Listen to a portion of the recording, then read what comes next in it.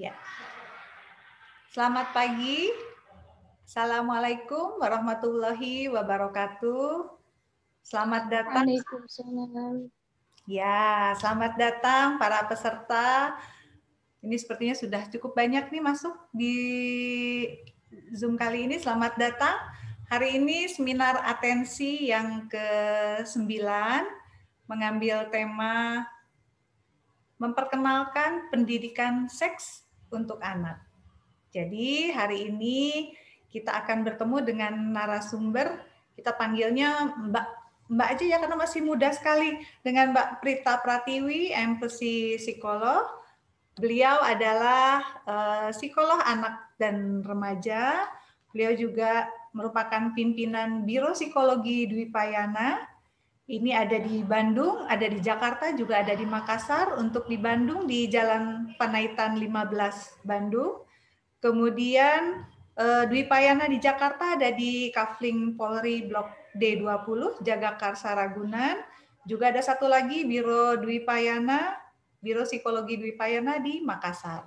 Nah, jadi peserta nih kalau yang merapat tinggal di daerah-daerah yang tadi saya sebutkan, bisa nanti langsung ketemu Mbak Prita Pratiwi ini di Biro Psikologi Dwi Payana. Kemudian Mbak Prita Pratiwi ini juga merupakan psikolog anak dan remaja. Saat ini sedang banyak sekali menangani kasus-kasus atau beliau ini concern dengan banyaknya mungkin remaja untuk dalam hal edukasi, kemudian lagi banyak case atau kasus untuk remaja-remaja yang sedang galau gender, kemudian juga self-harm atau banyak remaja juga yang sekarang banyak dengan keluhan mau menyakiti diri sendiri atau punya kecenderungan suicide atau bunuh diri. Jadi ini Mbak Prita Pratiwi sedang concern menangani kasus-kasus seperti itu. Oke, tanpa berpanjang lebar, kita ketemu dulu dengan narasumber. Assalamualaikum, selamat pagi Mbak Prita. Waalaikumsalam, Mbak Eva. Ya, sehat ya Mbak Prita ya. Oke, selamat datang di seminar atensi yang ke-9 nih Mbak Prita. Silahkan nanti jadi sesinya, sekarang saya serahkan aja langsung ke Mbak Prita ya. Silahkan, monggo Mbak Prita. Ya, terima kasih banyak Mbak Eva. Selamat pagi Ibu Bapak sekalian, Akang Teteh, Mbak Emas. Terima kasih karena sudah hadir di minggu yang ya ini. Mudah-mudahan semua pada on ya untuk mendengarkan paparannya. Sebenarnya intinya paparan kali ini bukan untuk menggurui, tapi ini adalah salah satu sarana mungkin ya, sarana kami untuk berbagi gitu. Nanti yang saya akan ceritakan lebih banyak ke area, mungkin ada teorinya sedikit, tapi juga akan ada lebih banyak contoh-contoh berdasarkan pengalaman gitu. Silahkan kalau ada yang masih belum jelas atau apapun, silahkan dituliskan di kolom chat dulu mungkin ya Mbak Eva ya untuk pertanyaan ya. Ya, untuk sesi tanya jawab nanti. Oke, nah mungkin Ibu Bapak sekalian, sebelum kita mulai kegiatannya, boleh ya saya akan minta Ibu Bapak untuk mengisi atau mengikuti permainan dari Quizizz ini dulu, gitu. Linknya sudah saya masukkan di di kolom chat. Boleh silahkan diklik. Ya, silahkan dibuka dulu kolom chatnya. Di situ ada link. Bisa langsung diklik ya, Mbak Prita ya. Boleh langsung diklik. Kita akan bermain bersama-sama. Yuk, siapa yang belum join? Sudah 5 orang yang sudah join? 6. Cukup banyak ya. Kita tunggu kurang lebih 1 menit mungkin ya, Mbak Eva? Ya, oke. Ayo semangat, ayah bunda semuanya yang hadir. Ini tidak ada jawaban yang salah ya, Ibu Bapak, gitu ya. Tapi silahkan dilihat, dicermati, kemudian dijawab. Oke.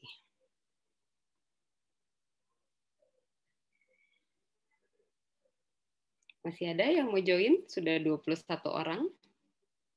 22.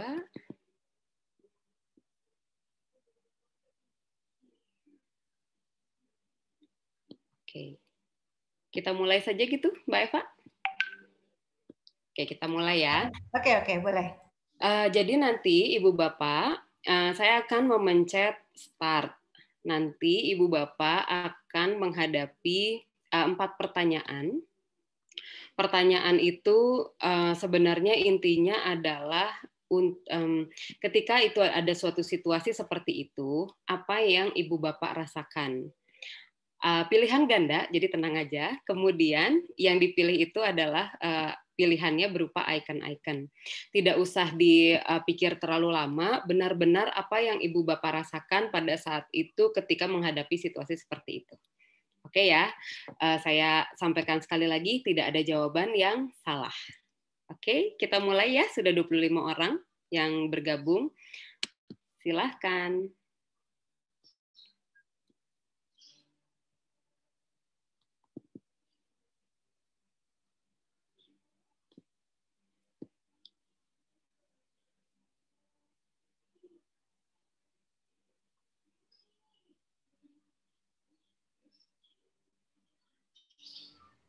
Wah, ini seru banget nih. Udah muncul tuh paling atas. Iya. Tapi ini bukan ada ranking-rankingan, Mbak Eva. Oh, oke. Jadi nggak kayak happy aja, ayo. joy-joy aja. Oh, seru juga nih. Oke, 27 player, boleh.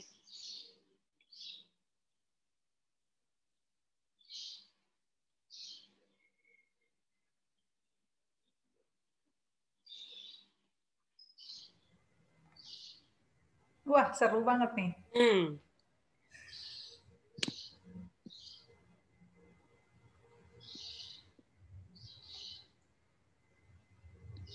Kita tunggu sedikit lagi ya, Mbak Eva ya. Oke. 1 menit lagi ya, Ibu Bapak ya. Nggak boleh nyontek ya, Mbak Prita ya? Kita nyontek kan rasanya sendiri. Oke. Oke, ini sedikit lagi. Kita tunggu.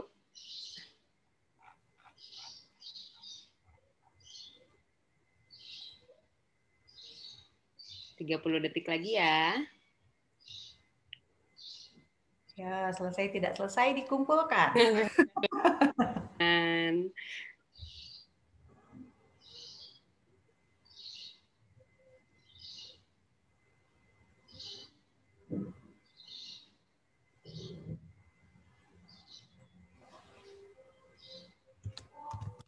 Oke, 10 detik lagi. 9, 8, 7, 6, 5, 4, 3, 2, 1. Oke.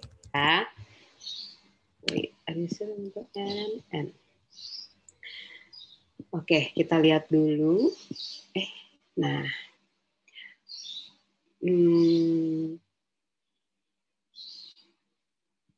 Review ya. Nah, ini sih Mbak Eva pertanyaannya. Jadi, karena terkait dengan edukasi seks, artinya sangat mungkin ini adalah contoh-contoh pertanyaan yang biasa dimunculkan oleh anak-anak gitu ya. Ini yang pertama. Aku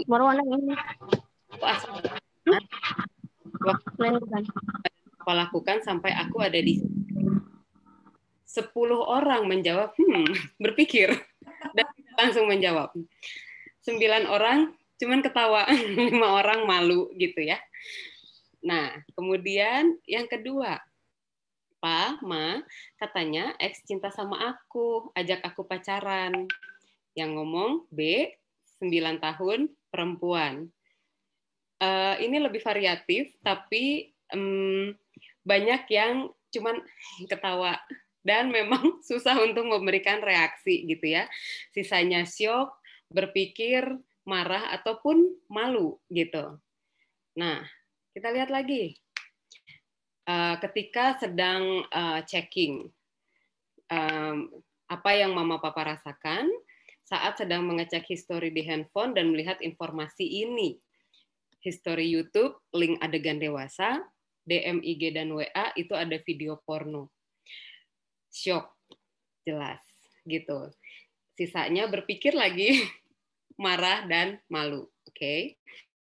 Nah, harapannya setelah mengikuti seminar ini bisa membantu anak untuk masuk masa remaja, mendapatkan tips untuk menghadapi pertanyaan-pertanyaan anak dan bisa mendidik anak agar bisa memiliki kehidupan yang baik, agar bisa mengajarkan sejak awal bagaimana pendidikan seks yang benar, mengetahui bagaimana caranya menghadapi pertanyaan tentang seks yang diajukan anak, jadi tahu teknik yang tepat ketika menemukan pertanyaan-pertanyaan yang tidak terduga. Betul.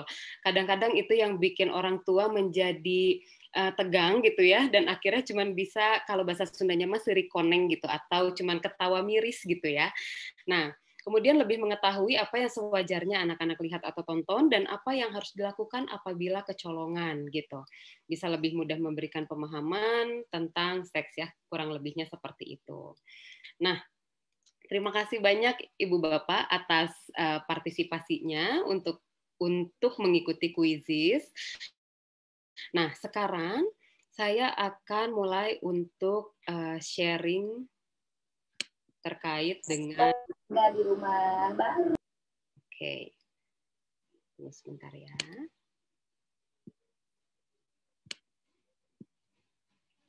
Gimana ini, Mbak Eva? Kenapa aku jadi gaptek, Mbak Eva? Oh, ini. Ketemu kok.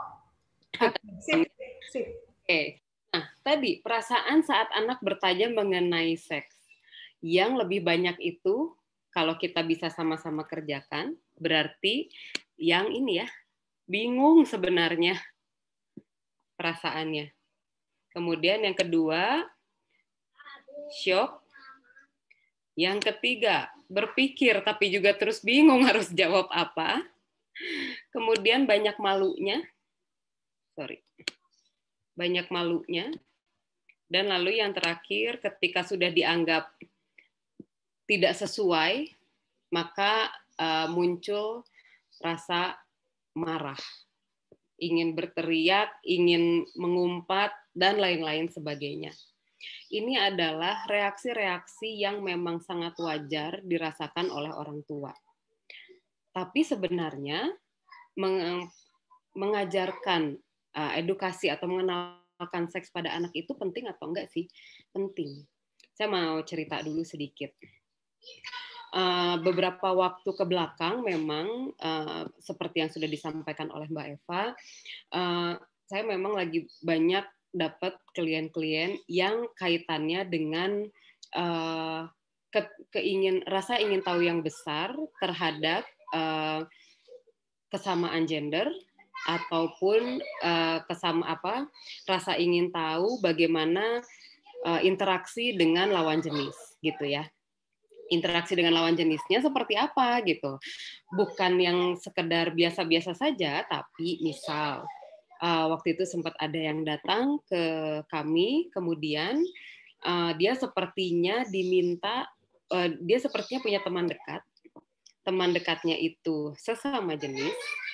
Kemudian lucunya adalah ketika si perempuan ini sedang mandi, lalu si teman ini bilang, kamu fotoin dong topless gitu. Anaknya apa yang dilakukan? Udah SMP waktu itu, ya dia foto aja topless gitu. Ibunya ngelihat, sama ketika dia melihat kalau waktu itu tuh lupa saya, pokoknya salah satu media sosial gitu ya. Shock langsung, dan apa yang dilakukan?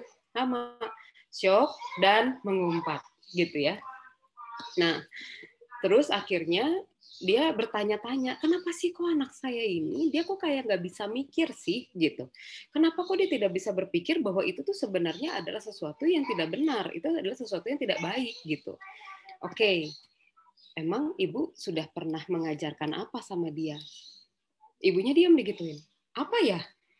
Habis kan kalau ngomong kayak gitu, kayak nggak lucu gitu Mbak, aku tuh kayak deg-degan, terus kayaknya tuh nggak nggak genah gitu ketika ngobrol dengan anak saya ketika anak saya bertanya-tanya tentang hal itu. Terus anaknya bisa tahu dari mana dong, Bu? Saya kira dia diam gitu ya. Nah, sama sih pertanyaannya. Jadi ketika saya mau untuk mengajarkan seks terhadap anak saya harus bagaimana? Nah, mungkin seperti ini. Fun fact-nya adalah rasa penasaran anak akan muncul saat ia bingung melihat reaksi orang tua yang tidak mau menjawab pertanyaannya. Akibatnya, anak akan mencari tahu lebih lanjut dan menahan diri untuk tidak menyampaikan rasa ingin tahunya ini pada orang tuanya. Bayangkan. Jadi sebenarnya yang pertama kali dilihat oleh anak itu adalah ekspresi, gesture, dan intonasi dari orang tuanya ketika si anak bertanya sesuatu. Saya kasih contoh. Ini kurang lebih 10 tahun yang lalu sih sebenarnya ya. Anak kelas 2 SD, dia sudah bisa bertanya begini sama mamahnya. Mah, ini mohon maaf ya, ini bukan berniat untuk porno, tapi ini yang memang terjadi dan perlu disampaikan. Mah, kalau kontol itu apa? Mamahnya langsung kaget dan shock. Terus ekspresinya memang langsung berubah. Kamu tuh tahu dari mana? Udah, nggak usah cari-cari tahu lagi seperti itu. Itu belum waktunya, bla bla bla. Si anaknya jadi bingung, diem aja. Terus akhirnya ibunya konsul. Untungnya ibunya konsul. Ada masalah nggak, Bu? Enggak sih sebenarnya, cuman saya bingung. Saya harus jawab apa? Oke. Kenapa Ibu nggak jelasin aja apa yang dimaksud dengan istilah yang dia gunakan? Emang nggak apa-apa ya, Mbak? Kata dia gitu. Loh, kenapa mesti kenapa-kenapa? Memang emang hal itu tidak ada di bagian tubuh kita gitu. Ya ada sih. Terus kenapa itu menjadi tidak dijawab? Setelah itu anaknya nanya lagi nggak, Bu? Ya enggak, kan saya marahin gitu. Tapi bisa berefek apa? Efeknya dia akan cari-cari tahu sendiri. Dia akan browsing dengan kata atau istilah yang dia tahu, dan akhirnya sangat mungkin muncul berbagai macam video yang beraneka ragam posisinya, posenya, dan lain-lain ya. Tipenya tuh juga beraneka ragam. Nah, sementara ketika dia mencari tahu sendiri, kelas 2 SD ya, bayangkan, kelas 2 SD. Artinya dari proses berpikir pun dia masih sederhana. Dia akhirnya masih hanya belajar untuk meniru. Oh, ternyata ada ya laki dan perempuan begitu melakukan peluk-pelukan. Oh, itu tuh nggak apa-apa ya. Nah, malah jadi salah kan persepsinya gitu. Ini anak akan mencari tahu lebih lanjut dan menahan diri untuk tidak menyampaikan rasa ingin tahunya ini pada orang tuanya. Mungkin Ibu Bapak, Mbak Mas pernah melihat, saya lupa berapa waktu yang lalu, ada video yang cukup viral, anak SD, emang SD-nya sudah agak besar, kelas 5 atau kelas 6 SD, saya agak lupa, dan mereka doing sexual activities di sekolah, ditonton oleh teman-temannya. Apa yang ada di pikiran kita sebagai orang tua? Kok? Kalau saya pada saat itu hanya mikir, kok bisa ya gitu? Dia nonton apa ya sebelumnya, dan apa ya yang terjadi ketika dia bertanya pada orang tuanya, dijawabnya apa ya gitu. Nah, sehingga anak usia itu kan sedang mencoba-coba, ya dia cobalah gitu. Dengan niat tertentu belum tentu gitu. Kita lihat di slide berikutnya. Sebenarnya first aid kit kita untuk mengenalkan pendidikan seks hanya ada 3. Kenali, pahami, terima. Kenali, pahami, terima. Apa yang dikenali? Nih, yang dikenali adalah 3 sih sebenarnya. Usia anak, karakteristik usia tertentu, dan latar belakang pertanyaan. Apa sih yang membuat dia mempertanyakan itu gitu. Nah, di sini memang kalau dilihat di sebelah kirinya ada saya mengambil dari Freud psychosexual stage gitu ya. Jadi Freud itu adalah salah satu yang tokoh di psikologi gitu. Dia memang membagi tahapan psikoseksual itu menjadi 5 tahap gitu. Nah, tahapannya itu berdasarkan usia-usia. Saya tidak akan bicara terlalu banyak di area ini, tapi justru yang dipentingkan adalah sangat mungkin ada reaksi-reaksi tertentu yang dimunculkan oleh anak dan itu akan bikin syok orang tuanya. Saya kasih contoh. Di usia 3-6 tahun itu disebutnya adalah phallic stage. Nah, di usia ini sebenarnya anak itu sedang dalam fase pembentukan identifikasi diri.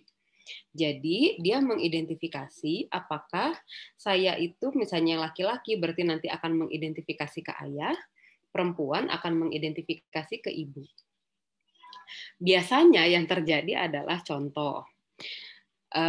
Berapa waktu yang lalu, ini kebetulan anak saya yang ngomong, dia tiba-tiba, kan anak saya kebetulan umurnya 6 tahun ya, dia tiba-tiba lagi lihat gitu. Terus tiba-tiba dia nanya, Ambu, katanya, saya kebetulan dipanggilnya Ambu. Ambu, ini nanti titik Abi lama-lama jadi besar tidak? Hah? Kenapa kamu nanya itu? Saya bilang gitu. Kenapa kamu tiba-tiba nanyain itu? Gitu. Oh, enggak. Aku lagi ini aja. Sepertinya dia pernah mandi dengan orang yang lebih dewasa, untung di rumah gitu ya. Laki-laki juga gitu. Dan akhirnya dia membandingkan. Nah, enggak, soalnya kan kalau udah gede itu kan lebih besar bentuknya. Ya iya, kan badannya juga lebih besar, jadi akan menjadi lebih besar juga dong. Oh gitu. Tapi muka saya untungnya lempeng. Bukan, kenapa kamu tiba-tiba nanya itu? Gitu, bukan. Tapi, oke. Yang bikin kamu pengen nanya itu apa sih sebenarnya? Enggak, aku tuh penasaran aja. Kan kayak misalnya nih Bu, badan. Kan aku dulu kecil, sekarang kan jadi gede. Aku juga mikir kalau bagian itu juga nggak ya gitu. Hanya sekedar itu doang Ibu Bapak. Jadi tidak terpikir untuk, kan kalau udah gede, udah misalnya udah fase remaja itu kan kadang-kadang kalau laki-laki suka membandingkan tuh, yang lu lebih apa dan yang saya lebih apa dari sisi fisik gitu. Kalau untuk usia 3-6 tahun belum gitu. Nah, kemudian kemarin sempat ada lagi nanya, Tak, ini kenapa ya gitu, si anak aku waktu itu sempat ada klien datang, anak aku dia gesek-gesekin kemaluannya ke guling dan dia sepertinya ejakulasi. Terus saya mikir ya umur 6 tahun mah tuh tidak mungkin ejakulasi gitu. Terus dia ngomongnya itu enak gitu. Oh oke. Emang anak saya udah mulai beger ya? Kalau 6 tahun sih tidak mungkin ya gitu, karena di umur 6 tahun sampai dengan puberti itu justru masuknya adalah latent stage. Nanti saya akan jelaskan latent stage. Nah, sehingga ketika perilaku itu muncul, yang perlu dipertanyakan adalah apakah dia pernah lihat contoh? Apakah dia pernah melihat ada orang melakukan hal itu gitu. Dan ketika yang dia sebut enak gitu ya, sebenarnya pertanyaannya adalah dia apa bahasa Sundanya mah ombeh, bahasa Jawanya cawe apa Pak? Mbak Eva? Omreh. Membersihkan alat kelaminnya gitu. Sebenarnya kan pertanyaannya di situ. Kan sama kayak misalnya kita ada bentol di tangan, terus kita garuk, kan enak ya rasanya gitu. Nah, pertanyaannya adalah ketika dia gesek-gesek dan dia mengatakan enak, dia benar nggak ketika membersihkan alat kelaminnya?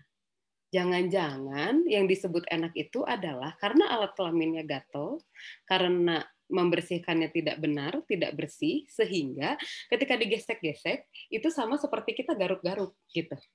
Oke. Nah, jadi intinya adalah ketika kita menghadapi situasi yang wow gitu, kerasanya seperti wow, jangan suuzon dulu, jangan berpikiran negatif dulu, tapi cari tahu dulu. Samakan frame terlebih dahulu. Itu yang pertama, kenali. Oke. Yang kedua, pahami. apa yang melatar belakangi rasa ingin tahunya.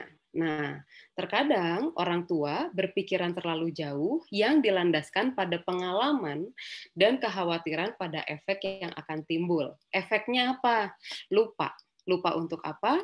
Lupa untuk memberi pengetahuan dan informasi mengenai dasar dari rasa ingin tahu anak. Jadi, efek yang terjadi adalah lebih banyak mengekspresikan ketakutan melalui nasihat. Contohnya gini, dulu, ini mah beneran 10 tahun, 20 tahun yang lalu, kebetulan ibu saya psikologi juga, gitu. Lalu pada saat itu sempat kita sedang pergi bersama-sama di satu komunitas, lalu karena orang-orang tahu ibu dan anak ini psikolog, jadi diminta untuk berbagi ceritanya. Nah, ketika berbagi, sempat ada satu pertanyaan. Bu, kalau anak saya udah remaja, mau pergi berdua nonton sama temannya lawan jenis, boleh atau enggak? Kenapa mesti tidak boleh? Pada saat itu pertanyaan ibu saya begitu. Ya, tapi kan nanti di dalam ngapa-ngapain? Kan itu gelap, kan itu dan segala ketakutan lainnya gitu. Tapi kan kan dia izinnya nonton. Yang kita perlu tahu kan dia nonton bersama siapa, lalu mau menonton apa dan lain-lain sebagainya. Coba aja nih tanya anaknya gitu. Nah, waktu itu saya ditanya, waktu itu yang dilakukan apa? Ya nonton, kan izinnya untuk nonton. Karena memang orang tua saya kebetulan juga mukanya lempeng gitu, jadi ketika saya izin, Bu, aku mau nonton sama siapa? Sama si ini. Oke. Tapi pasangan-pasangan pada saat itu. Apa yang dilakukan? Oh, oke, nanti kamu pergi naik apa, pulangnya jam berapa, mau nonton apa, titik gitu. Terus nggak pengen ngapa-ngapain. Terus waktu itu saya juga jadi berpikir ya gitu. Waktu itu iya sih, jadi nggak pengen ngapa-ngapain. Kenapa ya gitu? Waktu itu akhirnya saya jadi mencoba mengeksplor kembali gitu. Terus setelah dipikir-pikir, oh mungkin karena diizinkan. Jadi karena diizinkan, akhirnya membuat saya, oh oke, karena saya mau nonton ya sudah. Tapi ketika yang jadi pertanyaan adalah, kenapa kok kamu mau nonton? Dan ekspresinya itu khawatir, saya jadi berpikir, kenapa memang kok khawatir? Berarti bisa ngapa-ngapain dong di dalam. Berarti bisa melakukan hal lain selain nonton dong di dalam, gitu. Jadi kita jadi seperti mendapatkan dalam tanda petik celah untuk berpikir di luar yang seharusnya kita pikirkan. Yang tadinya untuk memenuhi kebutuhan. Kebutuhannya apa? Nonton kok, cuma nonton doang gitu. Habis nonton makan sudah gitu. Nah, karena memang pada akhirnya yang ditanya atau yang karena pada saat itu langsung diizinkan, jadi emang tidak terpikir macam-macam gitu. Nah, dan setelah itu yang di state adalah nanti pokoknya karena sekarang sekarang memang betul malam minggu, tapi saya tidak mau kamu pulang lebih dari jam sekian karena ada indikatornya, karena sekarang di atas jam 6 itu sudah mulai bahaya, DLL, DSB gitu. Dan memang itu yang kami sepakati gitu. Sehingga ketika diberikan reasoningnya, maka itu yang membuat kita atau si anak ABG ini menjadi lebih jelas. Dia tahu hal-hal apa saja yang perlu dia jadikan bahan pertimbangan. Nah, ini ada lagi. Baru berapa bulan yang lalu terjadi. Laki-laki, dia justru mencoba-coba untuk menjadi perempuan. Maksudnya mencoba make up dan lain-lain sebagainya. Nah, sampai akhirnya dia punya satu media sosial yang berbeda dari media sosial yang ibunya tahu, gitu. Nah, tapi somehow entah gimana memang harus tahu, akhirnya ketahuanlah ada media sosial yang paling baru ini. Nah, di media sosial yang paling baru ini memang lebih banyak terkait dengan pokoknya pertanyaan-pertanyaan tentang yang sejenis gitu. Langsung khawatir lah orang tua ini gitu. Wajar sebenarnya. Tapi yang dilupakan adalah tidak ditanya apa yang bikin dia menjadi pengen tahu tentang sesama jenis. Itu yang tidak pernah ditanya. Efeknya apa? Karena kekhawatiran, jadi kan si anak juga jadi, kenapa ya khawatir? Emang ada apa? Dan dia semakin mendalami lah tentang perilaku-perilaku tersebut, gitu ya. Nah, itu yang membuat pada akhirnya anak menjadi lebih banyak mengeksplor sendiri, sementara orang tua hanya khawatir, hanya memberikan nasihat, hanya melarang. Jadi akhirnya anak juga jadi bingung gitu. Saya kasih contohnya gini kemarin analoginya. Misal saya minta ibu bapak untuk memilih. Saya punya 2 kotak. Ini isinya hadiah loh. Ada kotak A, ada kotak B. Kotaknya sama persis, hanya dalamnya aja yang beda. Pilih yang mana? Oke, misalnya pilih B. Ketika ditanya alasannya, kenapa kok kamu milih B? Nggak tahu, milih aja. Oke. Bedakan dengan ketika saya menyampaikannya begini. Saya punya 2 kotak. Ini sama persis bagian luarnya. Hanya bagian dalamnya itu berbeda. Dua-duanya sama-sama makanan, kotak A dan kotak B ini. Tapi yang kotak A itu isinya adalah keripik-keripikan, snack gitu ya. Keripik kentang, pokoknya segala macam snack yang enak-enak. Kotak B isinya makanan yang lebih berat. Ada yamin, jadi kayak ada kupon untuk menukar dengan yamin boleh, nasi boleh, tapi intinya adalah menukar dengan makanan berat. Pilih yang mana? Misalnya pilih salah satu. Ketika ditanya, lebih mudah mana kita untuk memberikan alasan? Lebih mudah yang kedua kan? Karena apa? Dalamnya jelas. Kita udah tahu betul informasinya. Sehingga membantu kita untuk memudahkan memilih. Kalau sekarang yang dilakukan, kamu tuh pokoknya jangan deket-deket sama si A, kamu jangan deket-deket sama si B, kamu jangan deket-deket sama si C. Kenapa? Enggak baik aja buat kamu. Kenapa orang dia baik kok sama aku? Kenapa kok aku tidak boleh gitu? Nah, itu akan membuat akhirnya si anak semakin banyak berimajinasi, yang imajinasinya ini butuh untuk difasilitasi. Fasilitasinya melalui apa? Melalui dia browsing sendiri, mengeksplorasi sendiri gitu. Nah, sementara ketika rules-nya tidak jelas, maka dia akan mencari tahu pada orang-orang yang dianggap bisa lebih mengerti. Ya mending kalau ke om dan tantenya atau ke nenek kakeknya. Kalau dia nanyanya ke teman sebaya yang pengetahuannya juga sama minimnya, terus akhirnya dia ketemu sama orang jahat di luar, terus gimana? Gitu.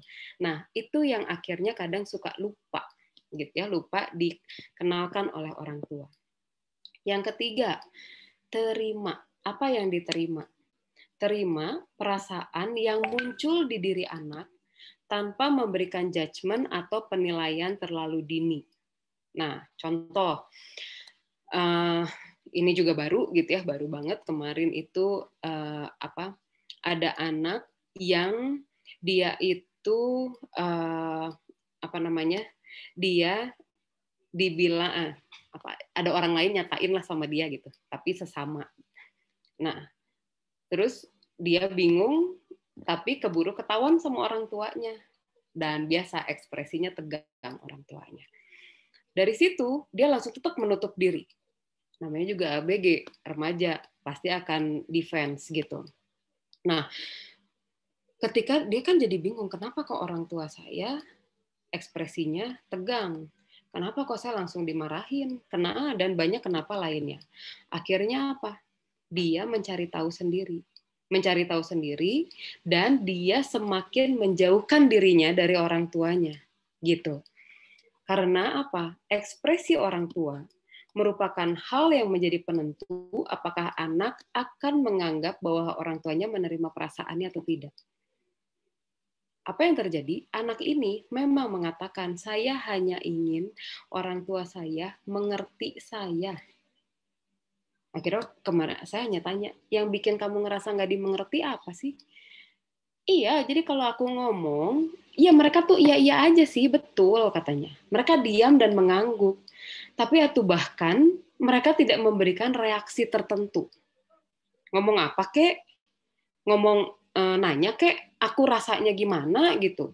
Ngomong apa kek, ini enggak, diam aja. Jadi ya sudah, oh ya udahlah, mungkin saya itu tidak penting gitu. Oke, jadi penerimaan itu bukan hanya dari sekedar anggukan, tapi juga ekspresi, gesture, dan juga intonasi gitu. Contohnya gini, suatu hari sempat ada, ini teman saya di sekolah, kenapa ya, Tak, anak gue teh emang udah suka-sukaan gitu, wajar nggak sih gitu, kelas 2 SD pada saat itu. Oh, sukanya apa gimana gitu. Emang terus lu akhirnya ngomongnya apa gitu. Ya kamu itu kenapa sih suka sama si A gitu? Ya dia baik, kan banyak juga orang yang baik. Kan banyak laki-laki yang baik, kenapa kamu tuh sama dia gitu? Hah? Kenapa lu teh khawatir gitu kan? Ya tuh, Tak, masa kelas 2 SD tuh udah bobogohan, udah pacaran. Belum tentu. Iya gitu. Bentar ya, coba gue tanya gitu. Kira saya nanya, kamu tuh seneng ya sama si A gitu? Iya, Ambu, kata dia gitu. Oke, yang bikin kamu seneng apa? Iya, soalnya dia tuh baik banget sama aku gitu. Oh gitu. Tapi kan yang lain juga banyak yang baik. Yang bikin dia lebih spesial apa? Oh enggak, jadi kalau dia itu ya misalnya aku lagi kesusahan, dia tuh langsung cepet ngebantu. Nah, kan ada informasi lain. Jadi dia seneng ya karena si orang ini peka dan akhirnya dia dibantu gitu. Bukan suka-sukaan seperti ketika sudah remaja gitu. Itu dua hal yang berbeda, tuh remaja akhir gitu. Itu adalah dua hal yang berbeda gitu. Jadi apa yang bisa membuat kok ke saya ngomong, ke mamahnya enggak? Apakah karena ke mamahnya dia tertutup? Enggak kok. Dia terbuka sama mamahnya. Hanya kalau yang tadi dicermati pilihan kata. Pilihan kata, intonasi, ekspresi itu akan sangat berpengaruh terhadap bagaimana si anak ini bisa memandang suatu situasi, bisa memandang suatu suatu informasi gitu ya. Jadi ketika pun dibilang suka, oh maksud kamu tuh kamu sukanya tuh kayak suka ke temen, tapi ini memang kayak suka sahabat gitu ya. Nah iya gitu loh Bu gitu. Dia belum tahu pilihan katanya gitu. Kita hanya diminta atau kita hanya butuh untuk memberikan statement seperti itu. Nah, oke. Ini yang tadi. Pada dasarnya manusia atau perkembangan manusia itu adalah, dinamika manusia itu adalah keterkaitan antara tahapan berpikir, perkembangan emosi, dan asimilasi nilai dalam pembentukan problem solving. Problem solvingnya di area apa? Di area bagaimana dia bisa membuat keputusan ketika berinteraksi dengan lawan jenis misalnya. Atau ketika dia menghadapi situasi yang membahayakan atau tidak untuk dirinya gitu. Nah, itu adalah dinamikanya. Saya akan coba jelaskan. Itu kaitannya adalah antara perkembangan berpikir, value, dan perkembangan emosi. Nah, perkembangan berpikir ini yang dari awal saya sempat sampaikan. Bahwa kita perlu melihat dulu nih, anak kita ini usia berapa. Makanya pas tadi saya cerita, anak saya usia 6 tahun, terus dia lagi lihat-lihat penisnya. Ya nggak apa-apa. Jadi ketika dia sedang melihat-lihat seperti itu, dia kan sedang ada di tahap pre-operational stage. Pre-operational stage itu adalah tahapan di mana dia baru mengerti ketika melihat sesuatu secara konkret. Makanya dia membandingkan tuh tadi antara yang punya dia dengan yang punya orang dewasa lainnya gitu. Nah, membandingkannya apa? Bisa nggak sih lebih gede? Jadi wondering gitu sebenarnya gitu ya. Nah, nilai-nilainya apa? Nilainya adalah ya yang kita tanamkan bahwa ekspresi kita itu menentukan apakah topik ini, topik yang terarea dengan sex education ini, itu tabu atau tidak, wajar atau tidak ketika kita obrolin bersama gitu. Nah, saya kasih contoh nih. Kadang kalau misalnya kita suka bingung, ada kok bukunya gitu ya. Waktu itu sempat suatu hari, anak saya juga bertanya. Sama, dua-duanya masih ada di pre-operational stage. Jadi saya waktu itu sempat agak, aduh pakai apa ya gitu. Akhirnya saya beli buku, tapi tadi saya cari tuh saya belum nemu gitu ya. Jadi tapi banyak lah ya di di toko buku online ada, toko buku offline juga ada. Mereka bertanya, Bu, kan aku tuh dulu keluar dari perut ambu, katanya gitu. Terus aku tuh di dalam situ dikasih makannya sama siapa? Kan dia mikir kan, kalau dikasih makan kan dia harus nyuap. Kalau ini aku sama siapa, kan ada di dalam perut ambu gitu. Iya, jadi kan di dalam perut ambu itu ada saluran gitu. Hah, saluran? Dia makin bingung kan karena masih di pre-operational stage. Beda dengan ketika dia sudah ada di formal operational stage. Gitu ya. Maka sex education biasanya tentang tentang DNA, tentang kehamilan dan lain-lain itu biasanya akan diberikannya ketika sudah SMP ataupun SMA. Karena sesuai dengan tahapan perkembangan berpikirnya. Akhirnya waktu itu saya bingung, pakai apa ya? Oke, kalau gitu yuk sini kita baca bukunya gitu ya. Nah, tapi buku itu memang belum tamat dibaca karena terdistrak dengan ketika buka halaman pertama, lihat ada laki-laki, ada perempuan, tidak menggunakan pakaian. Oke, Ambu. Terus kalau perempuan kadang-kadang suka disebut bagian tubuhnya tuh ini gitu. Kalau laki-laki kadang-kadang penisnya itu suka disebutnya adalah sosis atau wiwi gitu. Terus entah kenapa itu sepertinya lucu buat dia. Jadi ketawa-ketawa lah. Bu, wiwi, wih, hanya gitu doang. Ayo sini, fokus lagi sama bukunya. Terus waktu pas dia lihat lagi ke bukunya, Bu, wih, sosis. Jadi dia kayaknya ngebayangin sama sosis yang biasa dia makan. Dan akhirnya karena dia ketawa terus kan udah tidak kondusif tuh. Jadi ya sudah akhirnya di close gitu. Dan akhirnya di saat itu kita tidak lagi membicarakan tentang kehamilan, tentang dan lain-lain, itu tidak lagi membicarakan.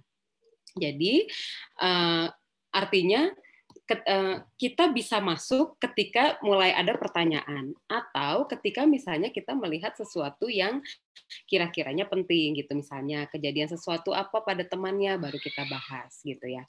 Nah, pernah juga terjadi begini, kelas 5 SD bilang sama mamahnya.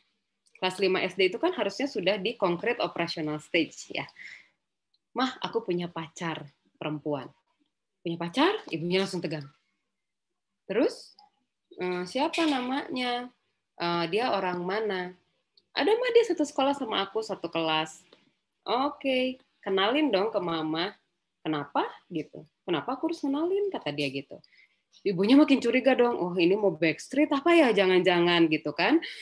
Terus kata mamanya, ya iya dong, kalau kamu punya pacar, kamu harus kenalin, bawa kayak ke rumah, kenalin dulu sama ibu. Kenapa? Terus akhirnya si ibunya untung langsung kepikiran, emang kamu biasanya kalau pacaran gimana? Iya mah, jadi aku tuh di kelas. Terus dia kan duduknya tuh di agak paling belakang tuh. Terus aku lihat, terus aku diam. Aku lihat, itu pacaran kan mah?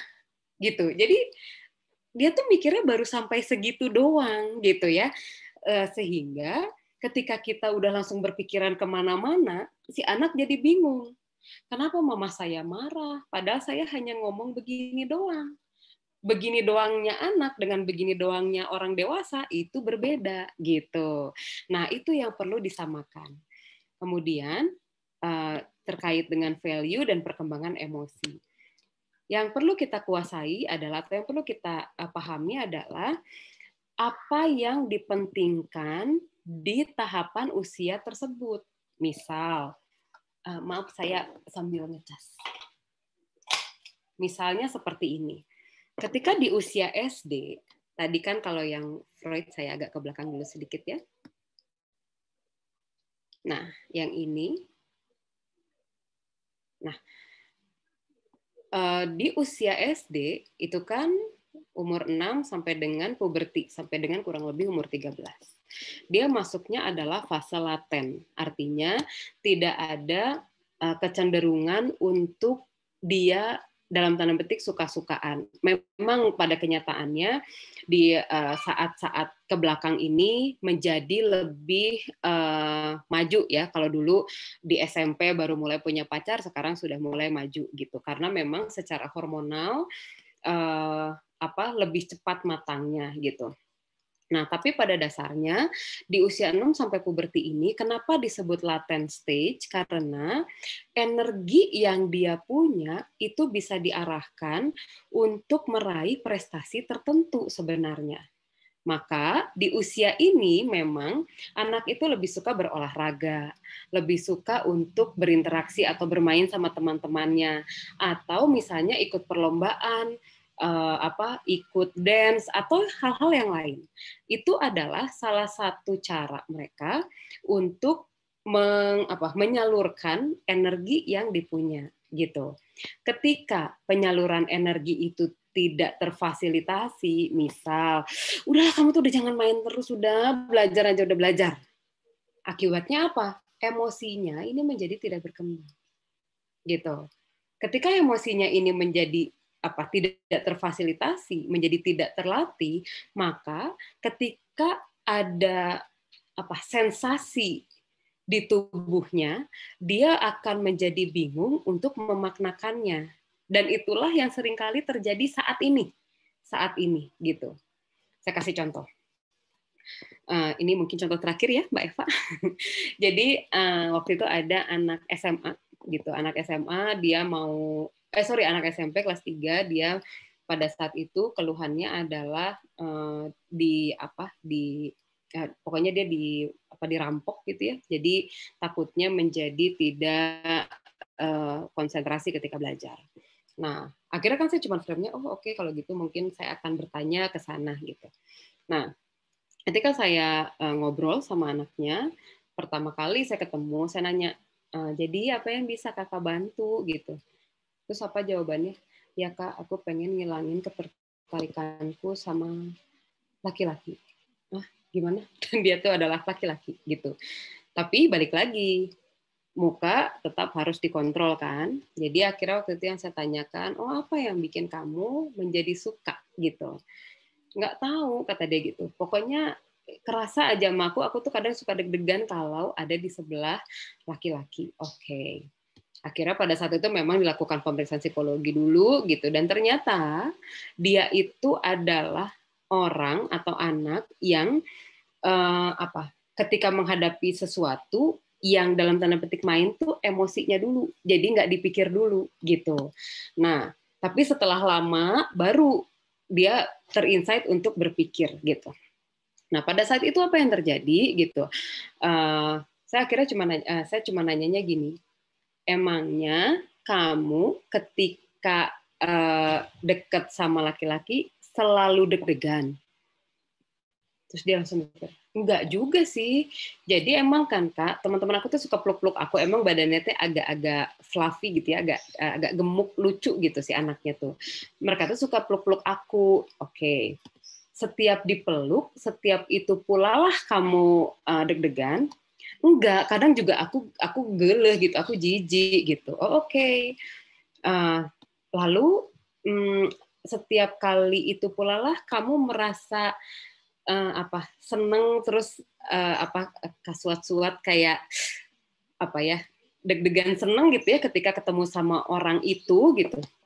Enggak juga sih. Oke. Dia itu ada di fase remaja. Berarti di formal operational stage ya. Di emosinya dia ada di youth, di mana hormonal itu sudah mulai muncul. Lalu memang akan ada di fase-fase tertentu dia itu libido menjadi tinggi gitu. Nah, ketika libido tinggi, kita ngelihat hal yang agak beda sedikit juga kan kadang ada sensasi tertentu yang muncul di tubuh. Nah, itu dimaknakan suka atau naksir gitu. Padahal tidak gitu. Nah, akhirnya saya tanya ke mamahnya, emang biasanya diajak ngobrolnya gimana, Bu? Gitu. Oh enggak, pokoknya dia nggak boleh ngapa-ngapain. Udah tugasnya belajar aja. Oke. Terus ketika dia punya pertanyaan atas sesuatu, lalu apa yang ibu lakukan? Ya saya langsung jawabin. Pokoknya dia tidak boleh susah. Dia tidak boleh berpikir terlalu berat. Pokoknya intinya mau udahlah dia sekolah aja. Nah itu yang salah. Akhirnya apa? Antara berpikir, emosi dan value itu tidak terkombinasi satu dengan yang lainnya, sehingga tidak mudah buat dia untuk akhirnya memaknakan sensasi-sensasi yang ada di tubuhnya gitu. Menjadi apa? Menjadi suatu pemikiran yang logis gitu. Jadi kadang logika pikirnya ini yang masih belum berfungsi. Begitu mungkin Pak, mudah-mudahan bisa dimengerti paparannya.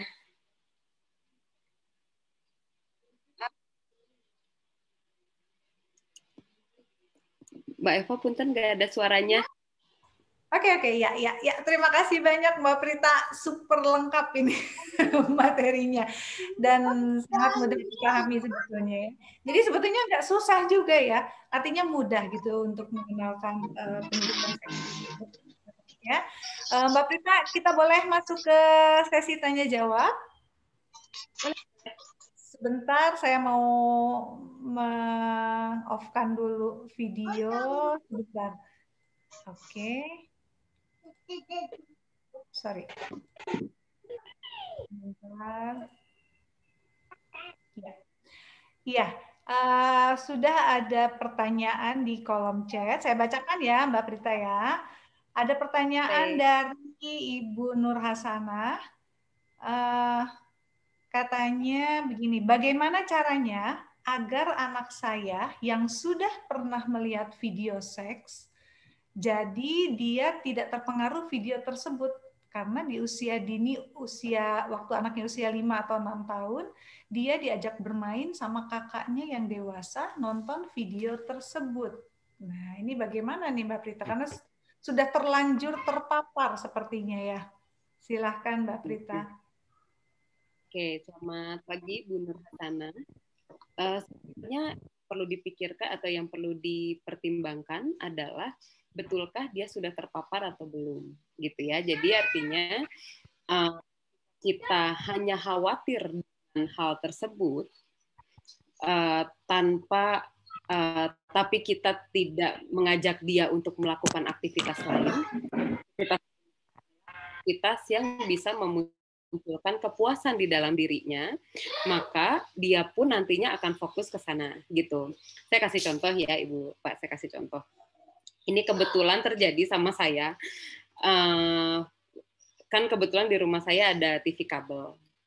Nah, kalau sudah malam, saya akan nontonnya itu adalah nonton film dari TV kabel itu gitu. Jadi memang terkadang muncullah ada adegan-adegan seksual gitu.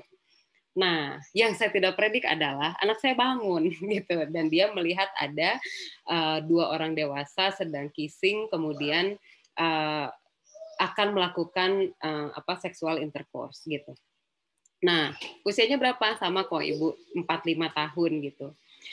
Waktu itu sih memang akhirnya saya langsung pindah, tapi karena dia dia waktu itu komentarnya hanya gini, "Ambo ini film apa?" Makanya saya ngeh dia bangun. Hah? Oh, ini film yang boleh ditonton sama Ambu gitu. Terus malam itu saya nggak banyak komen, Ambu pindahin ya, hanya gitu aja. Kemudian di keesokan harinya gitu, saya nanya, Kak, kemarin kamu gimana ngelihat itu? Ih, guluh ya Ambu gitu, jijik ya. Oh iya, katanya gitu. Alhamdulillah, berarti kan tidak terpapar gitu ya. Kenapa sih kok Ambu nontonnya yang begituan? Bukan nonton yang begituan, itu kebetulan aja ada orang itu filmnya film action, kataku gitu. Oh gitu. Aku mah guluh lihat kayak gitu-gitu. Nanti kalau aku kebangun sama Ambu langsung dipindah ya gitu. Jadi artinya kita samakan frame-nya dulu. Pendapat dia apa terkait hal itu.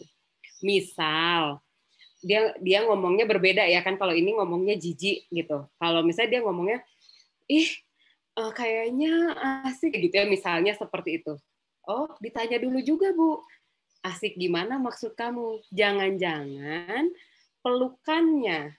Kalau pelukannya kan berarti kaitannya sama afeksi, bukan dengan seksualnya gitu. Jadi artinya kita perlu benar-benar menyamakan frame dulu apa yang dia lihat dan dia maknakan terhadap tontonannya gitu. Kalau yang udah besar sangat mungkin itu beda lagi gitu ya. Begitu mungkin Ibu, mudah-mudahan terjawab. Jadi ditanyakan dulu ya apa yang dipikirkan dan apa yang dirasakan gitu ya Mbak Prita ya. Ya. Jangan langsung menjudgment ya.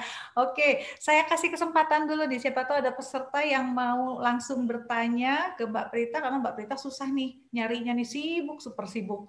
Ayo silakan Ibu Bapak kalau mau bertanya langsung silakan untuk meng-unmute atau membuka mikrofonnya, boleh?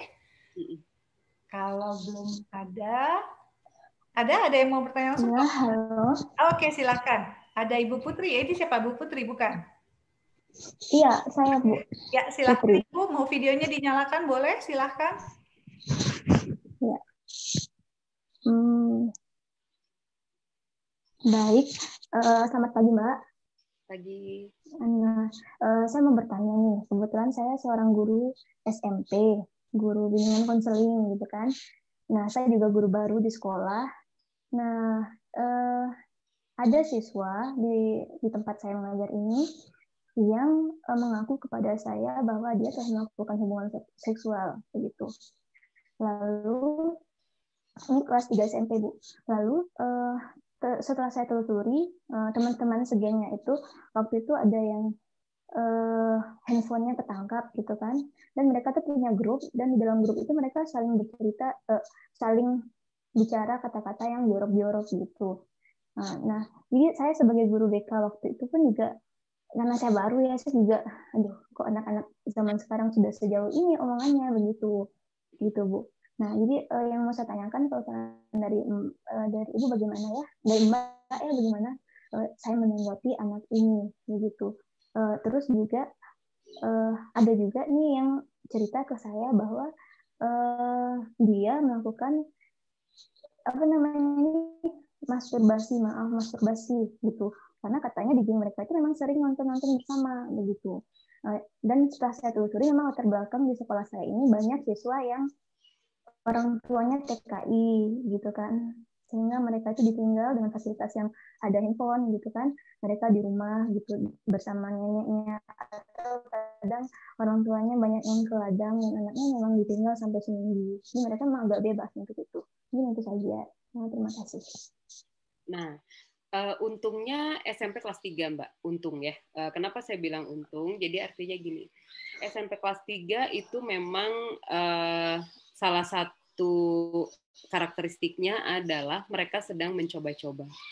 Nah, di sisi lainnya, ketika berkaitan dengan teman sebaya itu memang masih menjadi hal yang penting gitu ya untuk anak SMP kelas 1, kelas 2 dan kelas 3 sampai dengan SMA sebenarnya.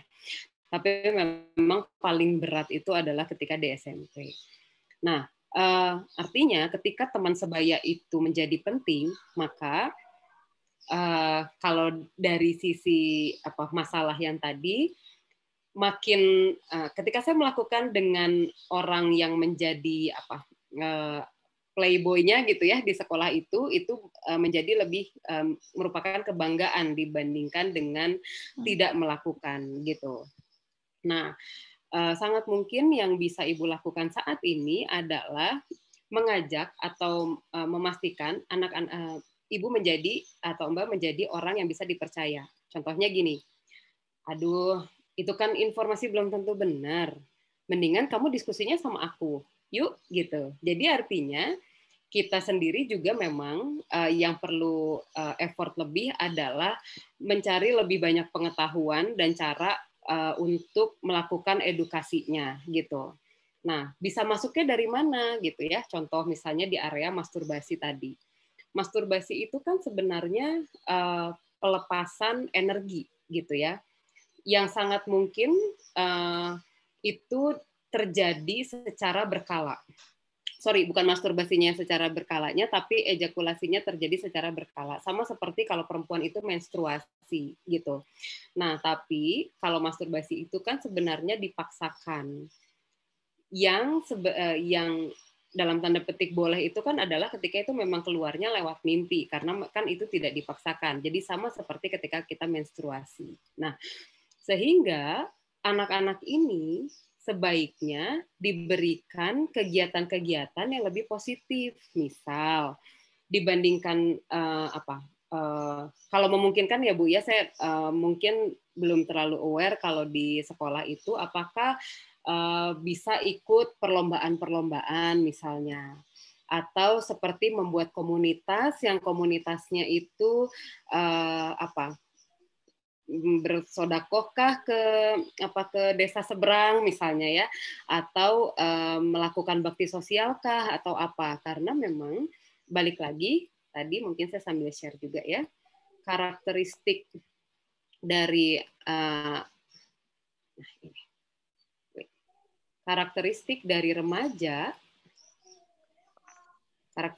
remaja ini, dia sudah mulai suka-sukaan, dia nantinya memang akan mengarah ke pernikahan, hormonnya sedang tumbuh dan berkembang, tapi dia di pikirannya itu sudah mulai masuk ke proses analisa. Jadi yang memang perlu lebih banyak kita berikan atau pertanyakan itu adalah pertimbangannya gitu. Karena biar bagaimanapun ABG itu dia berpikirnya itu sudah pengen dianggap gede gitu ya, tapi mikirnya belum matang gitu. Sebenarnya kan di situ masalahnya. Jadi ketika kita hanya ngomong kamu tuh nggak boleh, nah makin dibilang nggak boleh makinlah dilakukan. Itu ciri khas ABG. Tapi memang yang bisa kita lakukan adalah oke, ketika kamu sudah melakukan, apa yang kamu rasa gitu. Siapa tahu justru dia merasanya adalah aku kok ngerasa kotor, aku merasa tidak berharga, aku merasa ini, aku merasa itu, kita nggak tahu gitu. Tapi berbeda dengan ketika misalnya kita hanya jangan-jangan, nah itu kan kita hanya berpikiran sendiri gitu ya. Jadi ditanyakan dulu kamu rasanya apa, terus memang yang kamu suka dari si grup WA ini tuh apa? Apa yang pengen kamu tuju? Apa yang bisa bikin kamu itu terlihat lebih baik dibandingkan dengan yang lainnya gitu. Nah, hal-hal seperti itu Bu yang dipertanyakan.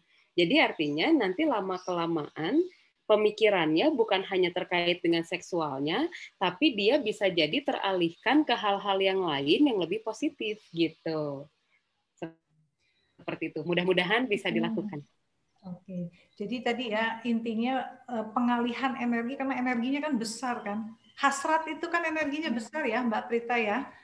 Jadi betul. selama energinya nggak dilepas ya jadinya muter-muter terus ya. Oke, bagus juga. Jadi dialihkan ke kegiatan yang positif ya Mbak Prita ya. Oke, terima kasih, semoga menjawab Mbak Putri. Mbak Putri menuliskan juga ya di kolom chat. Berarti saya mau bertanya sedikit lagi, boleh tidak? Oh, oke. Silakan Mbak Putri. Nah, jadi kalau begitu kan kita memposisikan diri untuk lebih banyak berdialog gitu kan, Mbak. Nah, yang saya mau tanyakan selanjutnya itu, saya pernah dengar di sekolah ini juga tiap tahun itu ada aja siswa yang dikeluarkan karena hamil di luar nikah gitu. Jadi saya agak takut juga nih kalau misalnya yang tahu cuma saya saja gitu. Sedangkan saya tahu kalau misalnya ini saya sampaikan sedangkan siswa ini udah berani cerita ke saya, tentu dia menaruh kepercayaan yang besar pada saya gitu kan. Nah, yang saya khawatirkan kalau cuma saya yang tahu gitu kan, dan nanti kecolongan itu kan, jadi saya khawatir juga. Ini apakah saya bijak jika ini saya bicarakan ke orang tuanya atau ke kepala sekolah, itu bagaimana, Mbak? Oke. Sebenarnya yang penting itu adalah karena sudah terlanjur gitu ya, artinya kan langkah pertama kita alihkan hasrat dan energinya ke kegiatan yang lebih positif. Tapi di sisi lain juga kita juga perlu mengenalkan alat-alat yang bisa membantu untuk safe sex gitu. Artinya gini, ketika pun namanya juga remaja, dari sisi organ pasti dia masih belum kuat. gitu ya. Jadi Mbak juga masuk dari sisi kesehatan gitu. Kesehatannya di area mana? Kalau sampai kamu hamil, itu rahim tuh belum kuat loh gitu. Dan itu akan berpengaruh terhadap A, B, C gitu. Nanti dia kan akan mikir, tapi misalnya aku masih belum bisa, ada alat kontrasepsi gitu. Jadi memang bukan berarti kita menyuruh dia untuk ya udahlah nggak apa-apa, tapi ini kamu pakai ini aja, bukan. Tapi justru yang penting adalah dia perlu belajar untuk bisa safe atau melindungi dirinya sendiri gitu. Ketika pun misalnya masih belum bisa berhenti, misalnya masih belum bisa berhenti 100% gitu, maka yang perlu ditekankan sangat itu adalah oke, kalau gitu kamu perlu melakukan suatu kamu perlu untuk safe sex. Yang penting adalah kamu tidak sampai hamil, kamu tidak boleh kena penyakit kelamin, tidak boleh juga sampai tertular HIV atau AIDS gitu ya, kan itu adalah penyakit-penyakit yang sangat berbahaya yang sangat mungkin terjadi ketika kita berhubungan badan dengan orang lain gitu. Jadi banyak diskusi juga Mbak terkait dengan hal itu gitu.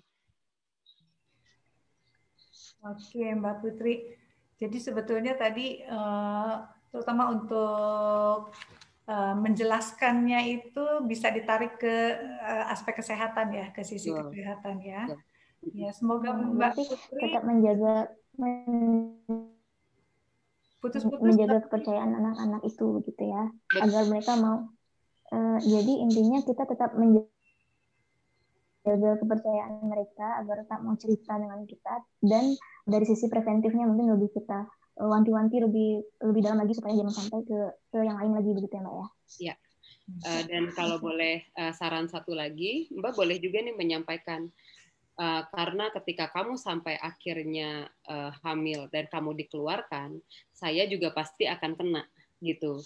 Dia pasti akan sangat berpikir ke sana karena dia sudah menganggap Mbak itu adalah orang yang bisa diajak ngomong dan bisa dia percaya gitu. Oke. Makasih banyak Mbak. Terima kasih Mbak Prita.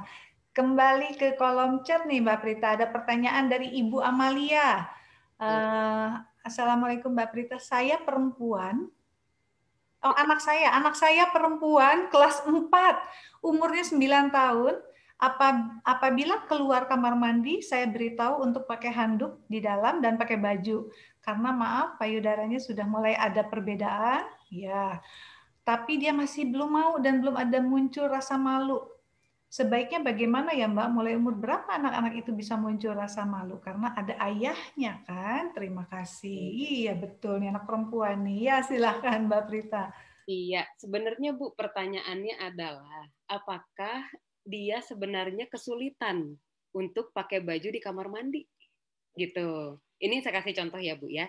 Saya punya keponakan saya waktu itu tuh sudah kelas 3 SMP. Badannya besar, laki-laki memang. Waktu itu saya kebetulan lagi nginep di rumahnya. Terus dia dari kamar mandi ke kamarnya itu nggak pakai baju. Jadi anakku kan nanya, Ambu kenapa kok kakak itu nggak pakai baju? Beneran telanjang bulat gitu ya. Terus saya cuma bilang, kakak dia itu tidak kalau dia kan maksudnya kalau pakai baju kan kaki satu ngangkat ya gitu. Nah kaki satu ngangkat lalu sehingga kan perlu balancing tubuh. Nah ketika kaki satu ngangkat sudah bisa dipastikan dia jatuh gitu. Nah jadi memang itu mungkin yang perlu ibu perhatikan terlebih dahulu. Ketika misalnya dia itu balancingnya yang masih belum bagus, maka mungkin sebaiknya ibu mendingan beliin baju anduk itu Bu gitu. Jadi keluar itu tetap sopan gitu. Jadi artinya kita tetap membantu mencarikan strategi agar dia keluar itu tetap sopan karena saat ini dia sudah ada di fase mendekati remaja gitu. Udah preteen ya Mbak Eva ya. Gitu. Betul. Karena udah kelas 4 tadi kan ya anaknya ya. Oke, jadi mungkin harus dibiasakan juga dari kecil ya tadi yang menanamkan rasa malu gitu kan. Jangan-jangan baru di kelas 4 nih orang tuanya baru mengenalkan bahwa pakai baju itu harus di dalam, bahwa badan itu nggak boleh dilihatin ke orang gitu. Oke, ya mudah-mudahan terjawab nih tadi Ibu Amalia. Ya, ada lagi nih Mbak Prita dari Ibu Ais. Anaknya usia gadis nih, usia kelas 6 SD. Saat pandemi, dia mendapat fasilitas handphone. Ternyata ada app lain yang isinya komunikasi porno. Jarinya saya kulum. Oh, ini isi konten ini. Jarinya saya kulum, saya lumat. Kamu masukin 2 bolamu. Saya capek, maaf ya. Oh, ini chat di dalam app lain itu ya. Bagaimana cara saya menanggapinya? Oke, kelas 6 SD nih Mbak Prita, gimana nih? Oke. Sebenarnya yang perlu Ibu coba cek ini Bu. Sebenarnya kalau aplikasi lain itu tuh dia bisa dibuka di 2 device yang berbeda gitu ya. Jadi memang yang jadi PR buat kita sebagai orang tua itu adalah mencoba mengeksplorasi kembali dan mencoba memahami berbagai media sosial yang akan digunakan oleh anak gitu. Nah, ketika ibu misalnya melihat ada aplikasi yang porno itu melalui device ibu, bisa langsung ibu delete sebenarnya. Jadi itu tidak perlu minta izin anaknya. Tapi di lainnya sangat boleh misalnya ibu sampaikan konten yang ini tidak boleh ya gitu. Paling nanti dia akan kenapa nggak boleh gitu. Nanti ibu boleh kan karena ini sebenarnya adalah konten dewasa. Untuk kamu masih belum boleh gitu. Karena memang misalnya dia habis itu langsung bertanya-tanya kembali. Ya nggak masalah, ibu tinggal jelaskan aja. Seperti itu. Kembali lagi penjelasan dari orang tua nih ya, Mbak Prita ya. Karena saya pernah baca juga nih Mbak Prita, katanya kerusakan otak di anak yang dia sudah edik dengan pornografi itu kerusakannya jauh lebih besar daripada dia edik dengan narkoba ya. Iya. Nah, jadi orang tua juga harus tahu ini, lebih baik mencegah daripada mengobati. Oke, terima kasih nih Mbak Prita. Ada lagi nih pertanyaan dari Ibu Widya. Atau mungkin ada yang mau bertanya langsung lagi ke Mbak Prita? Sambil saya tunggu, kalau belum ada saya bacakan tadi dari Ibu Widya. Assalamualaikum, saya dan suami menurut saya cepat emosi Mbak. Bagaimana cara saya agar mampu mengontrol emosi pada saat menyampaikan informasi? Misalnya nih, nah ayo bangun, sholat. Nah, ini nanti pengaruh juga nih saat menjelaskan tadi kata Mbak Prita kan nggak boleh emosi dulu, Bu. Gimana nih Mbak Prita nih? Oke, pertanyaannya adalah apakah sudah ada kesepakatan bangun itu harus jam berapa, sholat jam berapa, belajar jam berapa? Kalau belum, itu dulu Bu yang dibuat gitu ya. Artinya sangat mungkin ketika itu belum dibuat, khawatirnya anak ini juga jadinya nggak tahu bahwa dia itu perlu untuk bangunnya jam berapa, belajar jam berapa, dan sholat jam berapa gitu. Nah, kesepakatan itu kalau saya mah strateginya gini Bu, pakai alarm. Jadi kalau dia misalnya ngambek atau marah, kita tinggal mengingatkan itu alarmnya loh yang bunyi. Kan itu kamu yang mau gitu. Dan waktu untuk bangun, sholat, belajar dan lain-lain itu dia yang menentukan Bu. Gitu. Misalnya gini, aku pokoknya sholat, aku nggak mau sesudah aku tidak mau sesudah azan misal. Tapi maksimal misalnya disampaikan aja rules di keluarga itu seperti apa. Tapi maksimal 15 menit setelah azan kamu harus sholat. Itu aturan di keluarga gitu. Jadi sampaikan Bu aturannya apa gitu. Kalau misalnya kita tidak menyampaikan aturannya, maka dia sendiri kan juga nggak tahu. Sama kayak gini Bu misalnya. Saya bilang Bu nanti selesai nanti ya kira-kira beberapa hari lagi Ibu saya kirimin kado ya gitu. Beberapa hari lagi. Beberapa hari itu kan bisa sehari, bisa 2 hari, bisa 3 hari, bisa 4 hari gitu ya. Atau bisa 30 hari misalnya. Setelah 4 hari Ibu nanya sama saya, Mbak mana kadonya? Loh, nanti kan saya bilang beberapa hari. Nah, jadi kan artinya standarnya tidak sama. Data yang kita gunakan tidak sama. Begitu juga ketika ibu misalnya mengingatkan, ayo nak belajar, sebentar mah tanggung, sebentar tuh berapa lama? Sejam, 2 jam, 15 menit, 20 menit, yang mana? Gitu.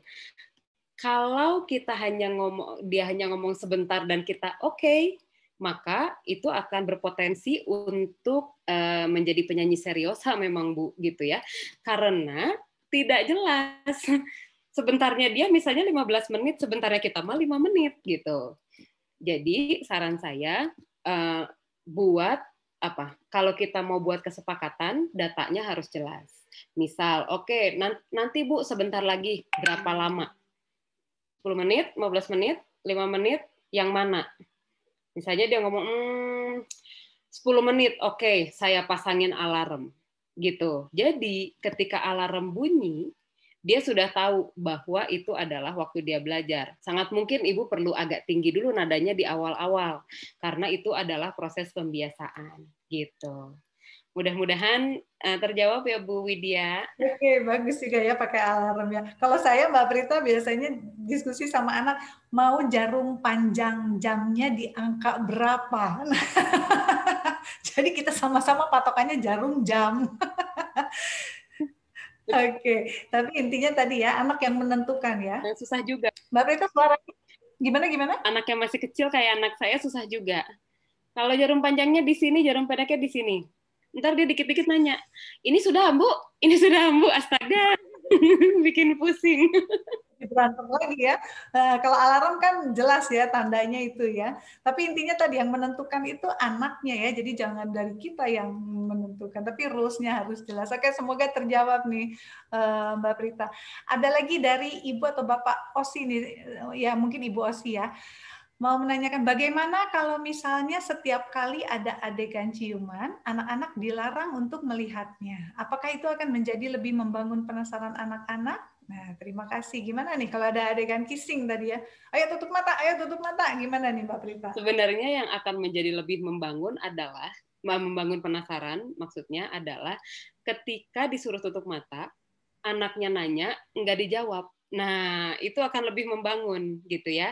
Tapi beda dengan ketika disuruh tutup mata, lalu anaknya bertanya, emang kenapa sih aku nggak boleh lihat ayah gitu ya, atau ibu gitu. Dan kita menjawab, misalnya, adegan ini mungkin masih menjijikan buat kamu gitu, karena tergantung ciumannya juga ya gitu. Jadi artinya kita juga kalau lagi nonton pilih-pilih juga gitu. Kalau lagi ada anak ya jangan juga lah yang adegan kissingnya itu terlalu heboh gitu. Tapi ketika misalnya hanya kissing sayang itu kan masih aman-aman aja sebenarnya. Ketika pun kita sebagai orang tua rules-nya adalah tidak boleh melihat, kita sampaikan bahwa ini sebenarnya kegiatan kissing itu hanya boleh dilakukan ketika kamu sudah besar nanti, gitu. Oh oke, mungkin dia juga hanya butuh penjelasan itu saja, gitu. Jadi tidak butuh penjelasan lainnya, gitu. Yang sebenarnya bisa kita tanyakan lagi adalah kenapa kok kamu penasaran? Nah, gitu. Jadi nanti biasanya si anak itu akan terdistraksi. Jadi dia akan lebih banyak, kenapa ya, gitu. Dan akhirnya jadi belar lupa, gitu. Itu juga boleh, itu juga salah satu strategi yang bisa dilakukan, gitu. Jadi diskusinya ini ya yang penting bukan masalah tutup matanya tadi sebetulnya. Tapi diskusi di balik kenapa harus nggak lihat, kenapa harus tutup. Mungkin sama dengan ini ya Mbak Prita, anak kecil dikasih motor. Jadi kalau kamu belum siap, kamu mama kasih motor, apa yang terjadi? Bisa kecelakaan gitu ya, bisa tabrakan ya, sama otak kamu belum siap saat ini menerima adegan itu. Oke, bagus sekali Mbak Prita, terima kasih. Oke, ada lagi nih Mbak Prita. Sambil saya nunggu kalau ada yang open mic silahkan ya. Ada dari Ibu Aisyah. Anaknya usia 2,5 tahun, perempuan, suka menyentuh kemaluannya. Dan kalau kita tanya, dia senyum aja. Sebaiknya kita bagaimana ya Mbak? Nasehati atau selalu mengajaknya mengalihkan kegiatan lain? Lalu kalau misalnya si anak karena si anak karena suka dilarang-larang malah sering sembunyi-sembunyi melakukannya seperti di dalam selimut apakah kalau kita sering sengaja membuka selimutnya dan memergokinya ini bisa melukai egonya, Mbak? Nah, ini gimana nih anaknya? Lucu juga nih, malah sampai sembunyi di dalam selimut. Oke, gimana Mbak Prita? Sebenarnya 2,5 tahun, seperti yang tadi disampaikan Ibu. Jadi saya boleh share screen sedikit ya, Mbak Eva ya. Oke.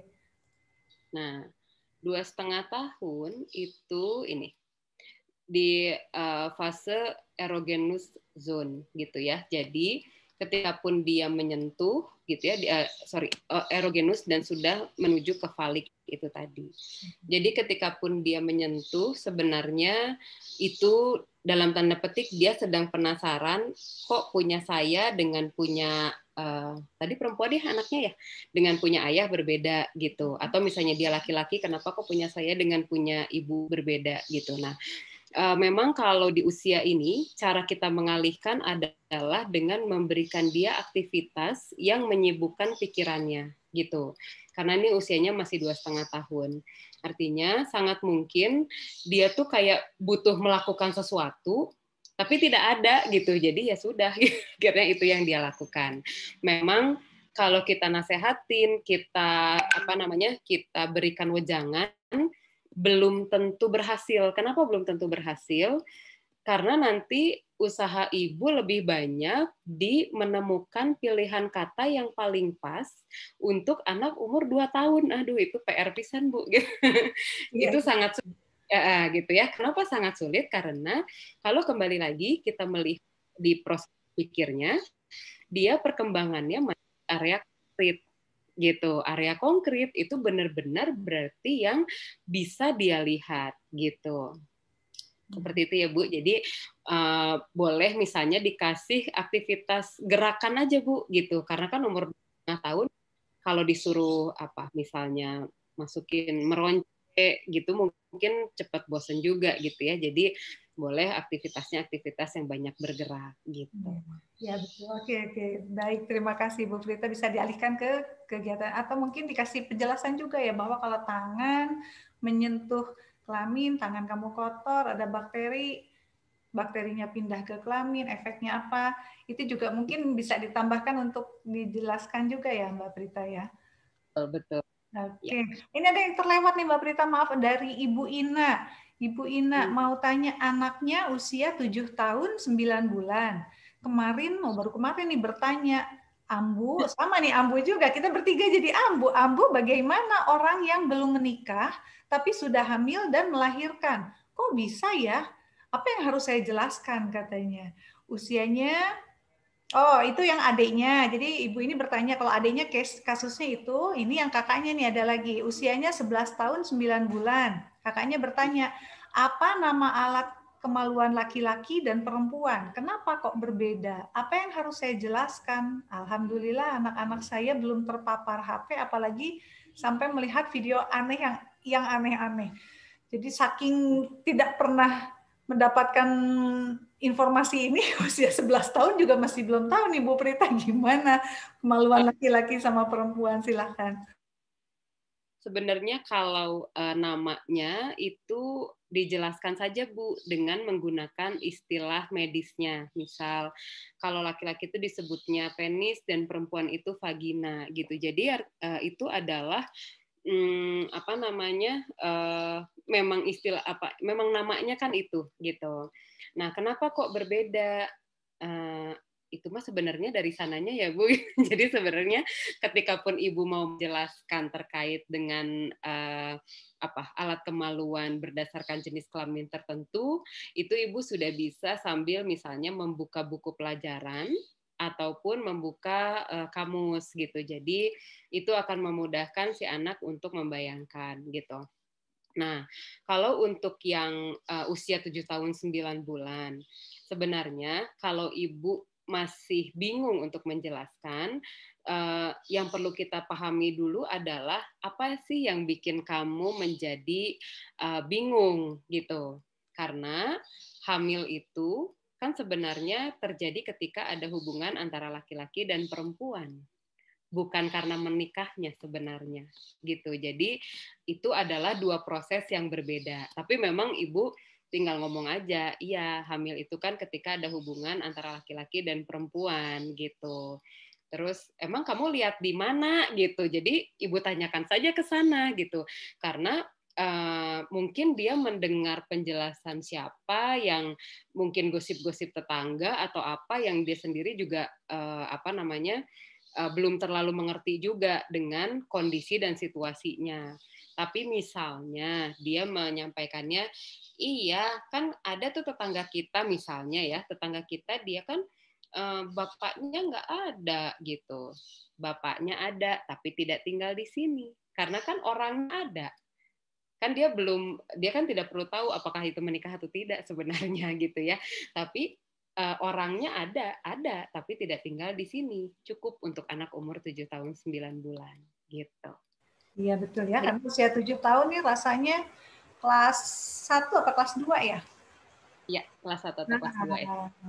Jadi masih yang sederhana mungkin ya yang dijelaskan. Oke, kalau dari chat, sebentar saya cek dulu. Boleh sambil Ibu, Bapak, kalau ada yang mau bertanya langsung. Ini ada nih dari Ibu Wulan. Ibu Wulan mau bertanya, anaknya di latent stage. Oke, apakah penyaluran energinya harus dalam bentuk aktivitas fisik? Di masa pandemi ini anak saya perempuan kelas 6 SD, kelas 6 jadi tidak bisa beraktivitas di luar rumah. Biasanya jadi banyak di depan laptop atau membaca. Ada sarankah sebaiknya kegiatan apa yang bisa dilakukan? Oke, anaknya kelas 6 SD nih Mbak Prita. Perempuan ya. Sebenarnya bisa banyak Ibu, bisa misalnya sama Ibu diajak untuk belajar memasak gitu. Atau misalnya berkebun, atau misalnya lagi atau kegiatan perempuan yang lainnya, misal menjahit, membuat pola dan lain-lain gitu ya. Intinya sebenarnya bukan aktivitas fisiknya, tapi intinya adalah sesuatu yang bisa membuat dia punya keterampilan hidup yang lebih dibandingkan sebelumnya gitu. Yang disebut keterampilan hidup tuh apa sih gitu? Kayak tadi, misal belajar memasak kan belum tentu semua orang bisa memasak gitu ya. Belajar menjahit, membuat pola, belum tentu semua orang bisa menjahit dan membuat pola. Tapi itu adalah keterampilan-keterampilan yang kalau untuk perempuan itu kalau zaman saya dulu mah wajib, Bu. Wajib kita pelajari gitu ya.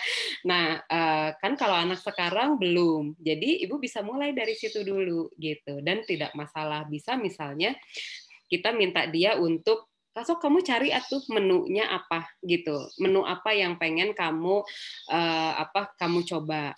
Nah, kalau dia belum pernah sama sekali masuk dapur, bisa dimulai dari sekarang kamu coba nyalain kompornya dulu gitu. Atau kamu mulai yuk bantuin mama yuk gitu, kamu motongin timun dulu, ngupas wortel dulu, itu boleh Bu dilakukan gitu. Jadi itu membuat dia akhirnya menjadi lebih senang. Kenapa? Karena keterampilannya menjadi lebih banyak, dan yang kedua dia membantu ibunya gitu. Jadi itu yang sepertinya perlu jadi highlight gitu ya. Beda dengan ketika kita nyuruh doang gitu ya Bu ya. Betul, anak perempuan pasti senang kalau aktivitas dengan mamahnya kan pasti senang banget ya. Apalagi sambil mamanya happy, bukan marah-marah gitu ya. Oke, Mbak Prita ada nih satu lagi dari Ibu Raisa. Ibu Raisa tadi katanya Mbak Prita sempat cerita kalau pelukan itu bukan ke arah seksualitas, tapi ke arah afeksi. Kebetulan anaknya laki-laki usia 11 tahun dan dia punya adik perempuan 6 tahun. Kakaknya ini senang sekali peluk-peluk adiknya dan cium-cium adiknya, terutama belakang leher adiknya, karena katanya belakang leher adiknya itu enak baunya. Adiknya padahal sering risih juga, tapi kakaknya tetap saja melakukan. Dan saya juga suka lihat dia kalau ke teman laki-lakinya juga suka merangkul ke pundaknya. Apakah itu wajar? Karena saya takut temannya juga mungkin risih. Nah, kakaknya usia 11 tahun nih laki-laki, Mbak. Gimana nih? Nah, ini. Jadi kalau ini penjelasan kan agak panjang ya Bu ya, punten. Jadi gini, ketika senang meluk itu sangat mungkin masih ada sesuatu yang perlu kita kembangkan di tubuhnya gitu, karena berarti dia butuh ada tekanan-tekanan yang lebih di badannya. Nah, Jadi kalau itu bisa dimulai dari misalnya, memang ibu perlu ya untuk menyampaikan kamu sudah besar, jadi sudah tidak boleh lagi melakukan ini ke adik kamu. Jadi rules-nya Bu yang disampaikan. Rules-nya jadi yang boleh itu memeluknya seperti ini.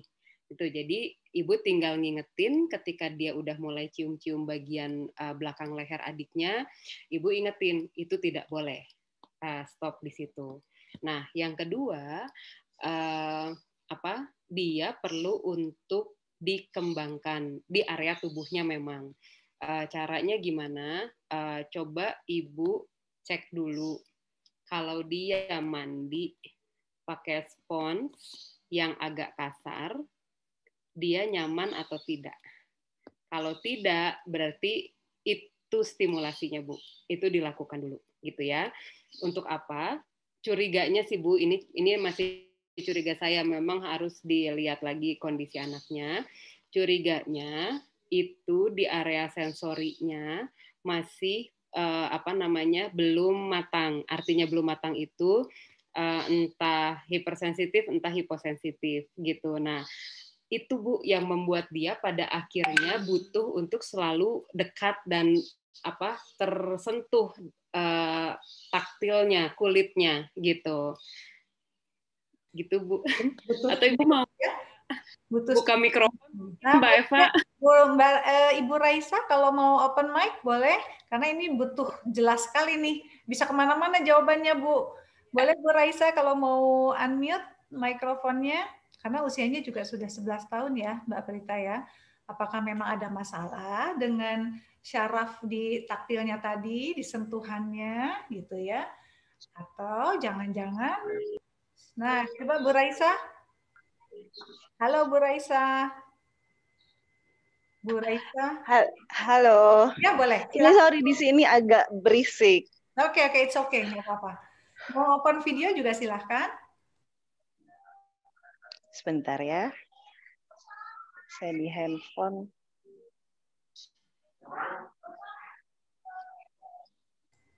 It's okay kalau susah. Bentar. Saya mikir. Agak gaptek kalau di handphone, sebentar ya. Oke, tapi suara saya kedengeran ya? Ya, terdengar jelas, Bu. Silahkan.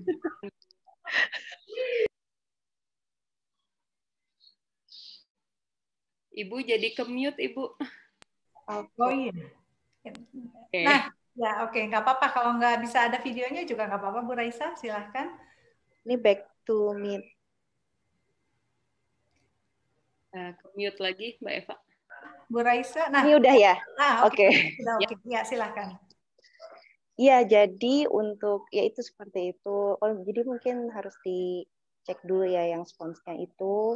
Nah, kalau misalnya memang dia tidak nyaman dengan sponsnya itu, dilakukan rutin setiap harinya gitu ya untuk melatih sensori motornya itu ya. Betul. Halo. Dan diusapnya dari atas ke bawah ya Bu ya. Jadi jangan digosok-gosok, tapi diusap dari atas ke bawah. Jadi selalu dari arah dalam ke arah luar, gitu. Karena memang Bu pernah terjadi, ini dulu tuh teman anak saya, dibilangnya kenapa sih kok dia tuh seneng banget deket-deket gitu. Waktu pas saya cek, oh ya iya memang dari area sensorinya itu yang masih perlu distimulasi. Sekarang sih udah aman Bu, gitu. Jadi artinya ini bukan sesuatu yang akhir dari segalanya, bukan gitu ya, bukan kelainan juga bukan, tapi justru ini yang perlu kita bantu untuk kembangkan. Itu yang kita sebut dengan stimulasi itu tadi, gitu. Bisa dicoba ya, Bu Raisa ya. Kalau misalnya dia memang Ibu termute Bu, nggak ada suaranya Bu Raisa. Halo? Oke, sudah oke. Ya. Kalau misalnya dia nyaman dengan sponsnya, jadi kemungkinannya apa? Nah, Ibu coba cek juga. Ketika misalnya dia disentuh gitu ya, kalau sedikit dia kerasa atau enggak. Kalau enggak kerasa, berarti sangat mungkin dia butuh tekanan yang lebih kenceng ya gitu. Nah, berarti nanti Ibu tekan-tekan seperti ini, Bu. Nah, mudah-mudahan kelihatan ya, Bu. Ibu tekan-tekan seperti ini. Kelihatan. Kelihatan. Ibu tekan-tekan dengan tekanan yang Ibu tanya aja sama dia, segini cukup atau tidak. Gitu. Jadi benar-benar kerja bersama dia, gitu ya. Ibu tanya. Menjelang tidur ya? Boleh, menjelang tidur boleh. Satu tubuh dengan posisi itu dari ke arah selalu gitu.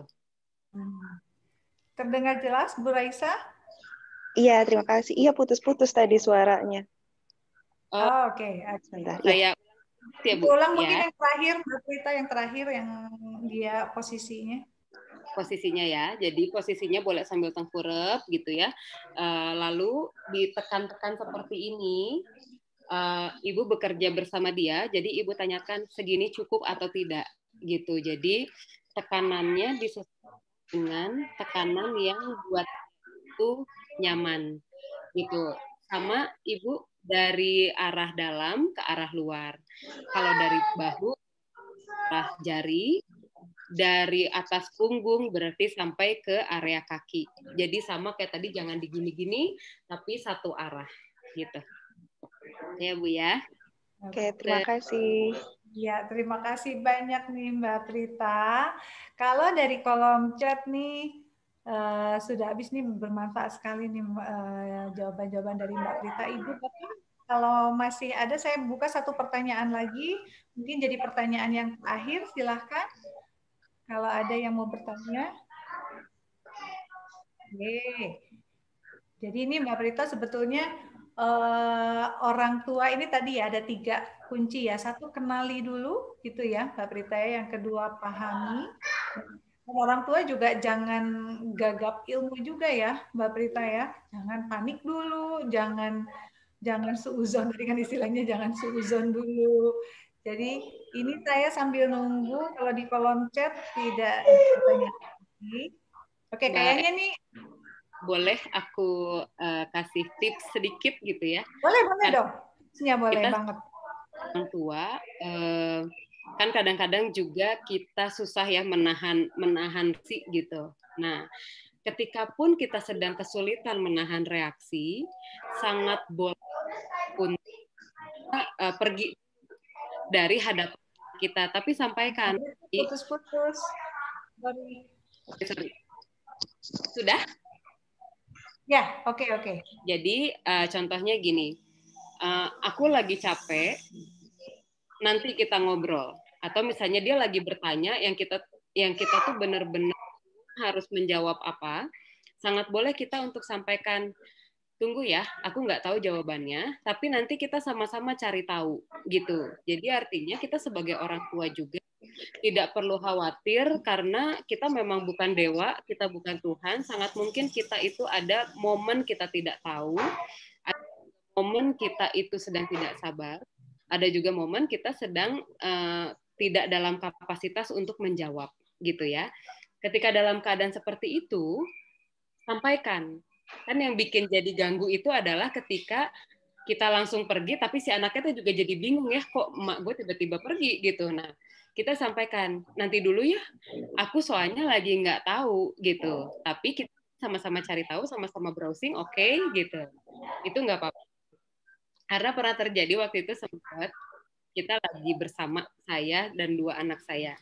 Terus yang kecil itu nanyanya gini, Ambu, kenapa kok bayi itu adanya di dalam perut?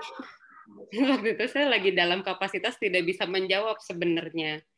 Terus memang akhirnya soalnya kalau ada di dalam hidung namanya upil gitu. Terus yang gede dia ngomong, Ambu, aku lagi gaya ya, iya gitu.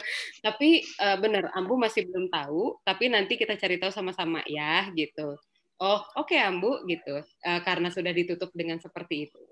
Akhirnya memang setelah kegiatan yang kita lakukan itu selesai, baru kita cari tahu sama-sama gitu. Dan nggak masalah kalau kayak gitu. Genuine ya, be genuine ya. Jadi kalau tahu ya jawab tahu, kalau enggak ya kenapa enggak gitu ya. Kita juga bukan ibu Google ya. Mbak Prita, boleh nggak nih ada satu pertanyaan lagi nih dari Bu Ima?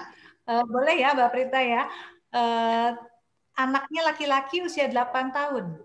Tidak mau terlihat bagian kemaluannya termasuk oleh orang tuanya. Kalau sampai kami orang tuanya melihat, walaupun tidak sengaja, ia akan berteriak dan nangis.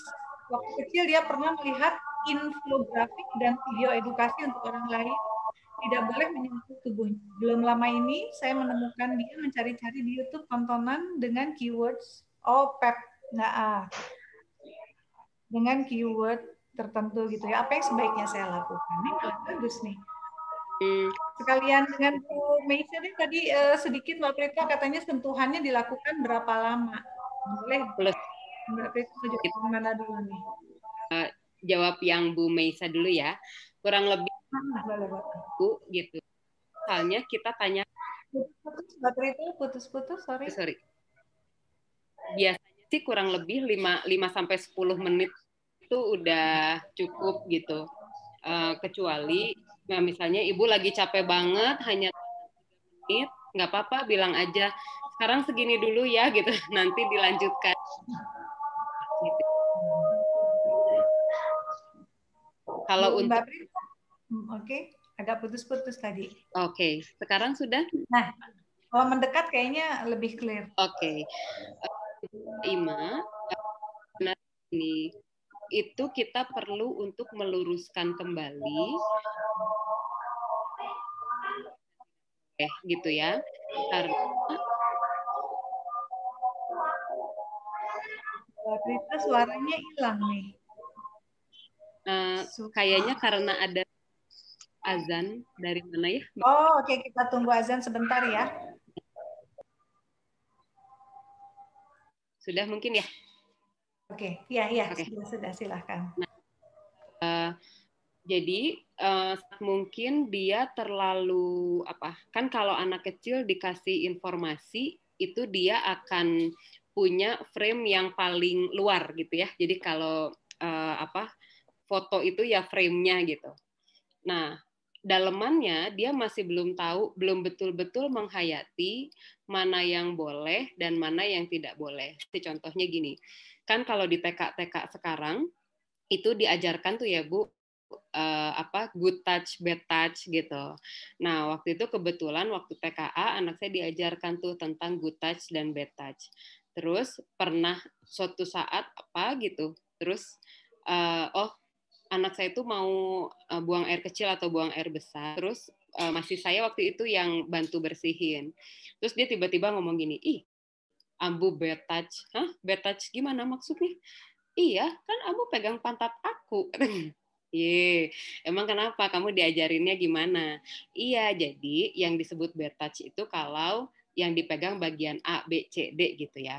Betul, kalau dipegang sama orang lain. Kan kamu anak Ambu. Kamu lahir juga yang bersihin siapa gitu. Jadi kalau Ambu memegang itu bukan bad touch karena apa? Ini ada tujuannya, yaitu membersihkan bekas BAB misalnya atau membersihkan bekas BAK gitu. Jadi itu bukan bad touch. Kalau dimain-mainin, betul itu bad touch gitu. Kalau orang lain yang melakukan di luar keluarga kamu, yaitu di luar Ambu sama Baba sama Eyang, itu bad touch gitu. Jadi detail itunya Bu, mungkin yang dia masih belum mengerti gitu. Dan itu bisa kita bantu lewat apa? Lewat Ibu bersama-sama dengan dia melihat lagi Bu infografisnya gitu. Dan tambahkan juga data-data pendukungnya seperti itu. Ya, jadi itu mungkin data dari orang tua bisa ditambahin ya, data dari orang tua ya, Mbak Prita ya. Oke, semoga terjawab nih. Apakah sudah semuanya? Mbak Prita masih ada waktukah? Ada satu pertanyaan lagi. Satu lagi mungkin ini terakhir ya, Mbak Prita ya, dari Ibu Martina. Saya orang tua dengan 3 putra. yang paling besar itu usia 9 tahun, kemudian 7 tahun, dan 1 tahun. Semuanya laki-laki berarti ya. Dari kecil terbiasa saya dan suami yang memandikan sampai sekarang. Tapi belakangan ini saya agak malu buat mandiinnya karena dia udah besar. Terus dia tanya, kenapa kok ibu nggak mau mandiin saya lagi? Apa yang seharusnya saya jawab dan saya lakukan, Mbak, karena anak saya sudah besar. Karena anak saya sudah besar, ibunya malu katanya mandiin. Kalau si ayah, buat saya ya nggak apa-apa, Mbak. Apa yang harus dijawab katanya untuk anaknya nih, Mbak Prita? Okay. Kalau untuk yang 9 tahun sebenarnya mudah aja Ibu. Ibu boleh kok sampaikan, kamu sudah besar, sebentar lagi kamu akan akil balik gitu. Sehingga itu sudah menjadi aurat namanya. Dan di umur 9 tahun memang seharusnya kamu sudah bisa mandi sendiri. Jadi kamu mulai belajar ya gitu. Jadi mungkin ibu juga tiba-tiba ya nggak mau mandiinnya, jadi anaknya bingung Bu gitu. Karena memang segala sesuatu itu kan kenapa butuh preambul gitu ya, kenapa butuh pendahuluan, butuh badamian gitu ya, itu karena memang supaya tidak ada pikiran-pikiran negatif yang terjadi di antara salah satu pihak. Kalau misalnya ibu memang sudah tidak, memang kan umur 9 tahun sudah tidak bisa ya, maksudnya sudah tidak wajar ketika memandikan anak, ibu sampaikan karena kamu sudah besar, usia sekian itu harusnya gitu. Jadi standarnya itu adalah sudah bisa mandi sendiri, maka kamu sudah tidak saya mandikan gitu. Nanti itu berlaku juga buat adiknya yang umur 7 tahun. Nanti kan pasti dia nanya tuh, kenapa kok ada yang 1 tahun masih dimandiin? Dia masih belum bisa gitu. Jadi ibu boleh sampaikan dari rentang usianya seperti itu. Mungkin ibu awalnya masih mandiin karena feel guilty, aduh nanti saya cuman merhatiin yang 1 tahun aja, yang kakak-kakaknya enggak gitu ya. Padahal memang area itu tidak boleh dimandikan lagi gitu. Bisa bareng sama adiknya ya, Mbak Prita yang 7 tahun ya. Udah besar sebetulnya ya.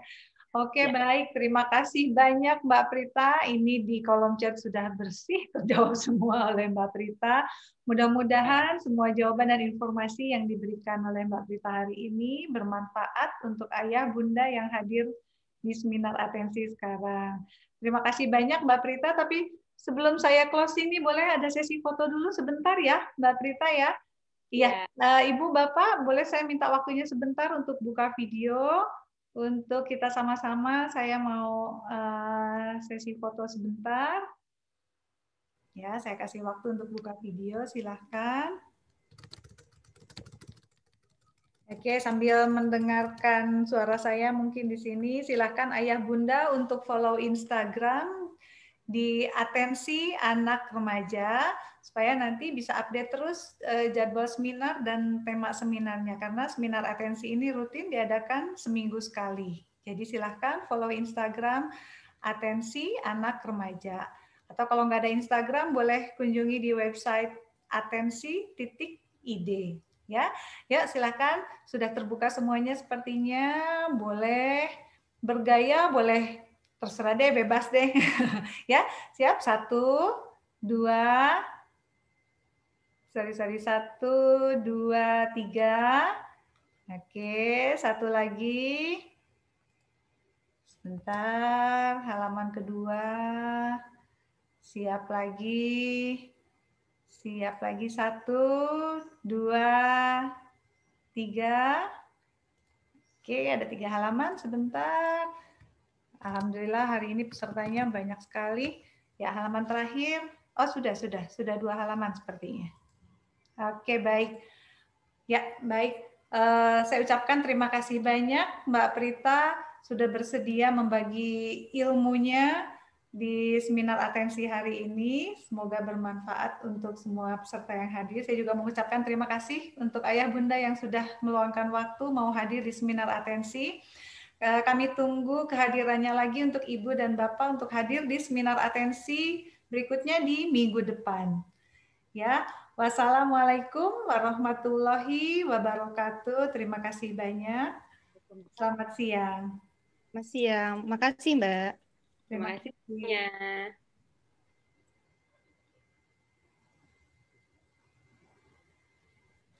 Makasih Mbak Prita. Terima kasih banyak. Mbak Eva juga ini. Terima kasih banyak. Ditunggu di seminar minggu depan ya, Ibu Bapak.